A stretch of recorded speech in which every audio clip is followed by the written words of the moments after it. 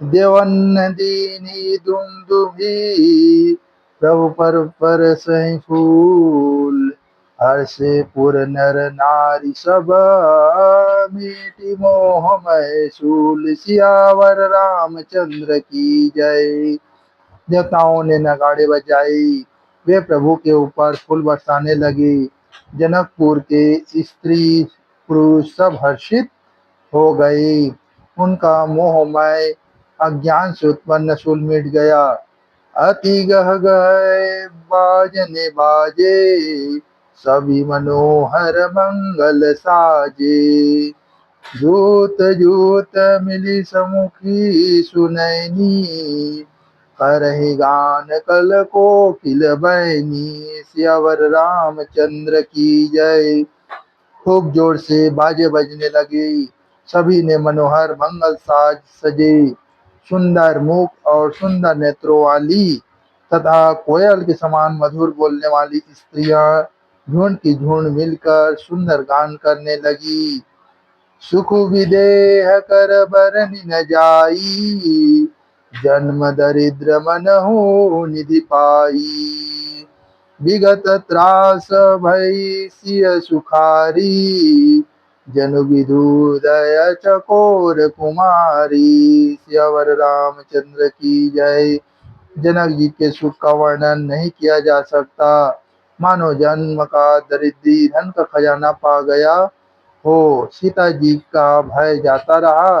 वे ऐसी सुखी हुए जैसे चंद्रमा के उदय होने से चकोर की कन्या सुखी होती है।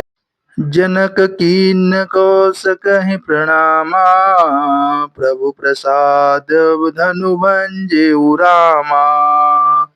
मोहि कृत्य कीन दुभाई, अब जो चित सो कहे गोसाई। जनक जी ने विश्वामित्र जी को प्रणाम किया और कहा, प्रभु ही की कृपा से श्री रामचंद्र जी ने धनुष तोड़ा है। दोनों भाइयों ने मुझे कृतार्थ कर दिया। हे स्वामी, अब जो उचित हो सो कहिए। कह मुनि सुनु कह मुनि सुनु नर नाथ प्रवीणा, रहा विवाह चाप आधीना।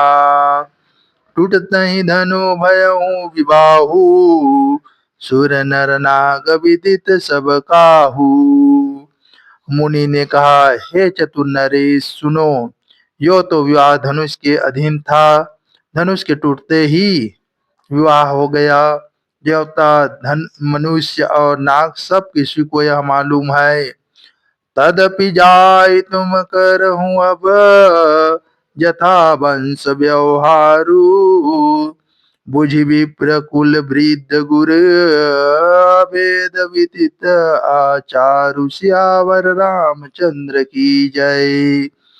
तथापि तुम जाकर अपने कुल का जैसा व्यवहार हो, ब्राह्मणों, कुल के बूढ़ों और गुरुओं से पूछकर और वेदों में वर्णित जैसा आचार हो वैसा करो।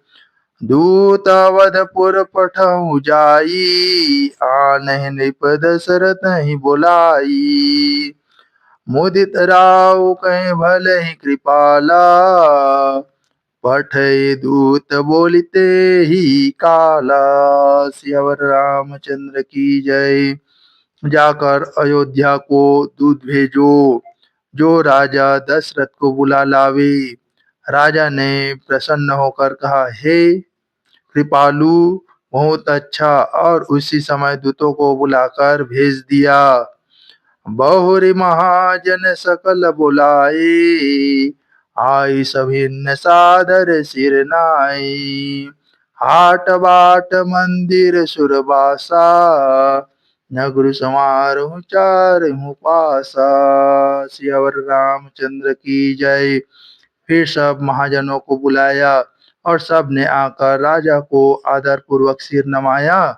राजा ने कहा, बाजार, रास्ते, घर, दिवालय और सारे नगरों को चारों ओर से सजाओ।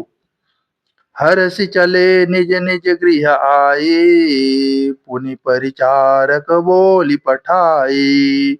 रचहु विचित्र वितान बनाई, सिर धरि बचन चले सचुपाई सियावर रामचंद्र की जय।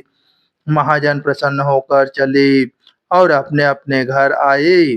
फिर राजा ने नौकरों को बुला भेजा और उन्हें आज्ञा दी कि विचित्र मंडप सजाकर तैयार करो। यह सुनकर वे सब राजा के वचन सिर पर धरकर और सुख पाकर चले। पठय बोली गुनि तिन्ह नाना, जे विधान विधि कुशल सुजाना। विधि वंदितिन किन्ह आरंभा, विरच कनक कदली के खंभा। सियावर रामचंद्र की जय। उन्होंने अनेक कारीगरों को बुला भेजा जो मंडप बनाने में कुशल और चतुर थे। उन्होंने ब्रह्मा की वंदना करके कार्य आरंभ किया और सोने के केले के खंभे बनाए। हरित मनिन के पत्र फल, पदुम राग के फूल। रचना देखी विचित्र अति, मनु विरंची कर भूल। सियावर रामचंद्र की जय। हरी हरी मड़ियों के पत्ते और फल बनाए तथा पद्मराग मड़ियों माणिक के फूल बनाए। मंडप की अत्यंत विचित्र रचना देखकर ब्रह्मा का मन भी भूल गया।